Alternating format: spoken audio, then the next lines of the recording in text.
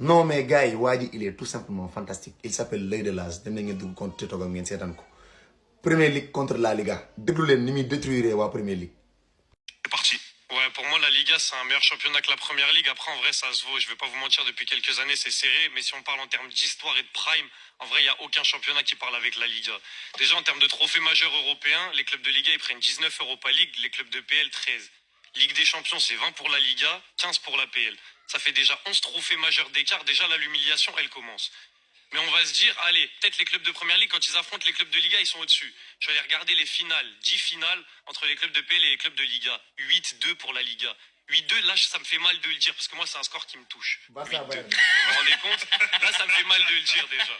Ensuite, on va parler des légendes qui sont passées par le championnat.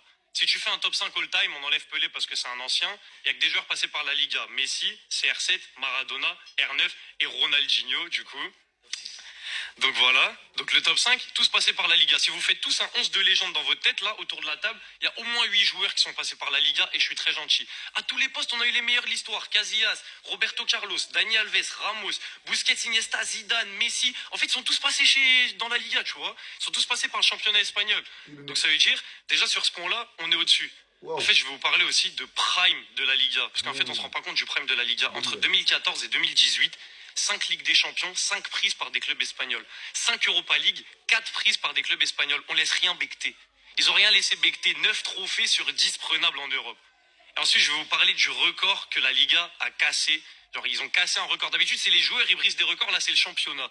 En 2012, le top 11, donc le 11 qu'ils ont fait, la FIFA, des meilleurs joueurs de l'année, il y a 11 joueurs de Liga. Où t'as vu ça? C'est le meilleur... Le 11 de l'Europe, il y a 5 joueurs du Barça, 5 du Real, 1 de l'Atlético, parce qu'il y avait Falcao aussi, à pas oublier. Il y a 11 joueurs de Liga dans le 11 de l'Europe. Donc en fait, le prime de la Liga, en fait, il est trop loin. Tu peux rien faire. Donc pour l'instant, je vais m'arrêter là. Très sincèrement, moi, je n'aurais pas aimé être à la place de celui qui va affronter ce gars-là. Man, personnellement, pareil pour affronter Kimi. Le gars, il est tout simplement balèze. Il a les bons arguments, il les pose au bon moment. C'est difficile de débattre avec lui sur un débat concernant le football. C'est impossible.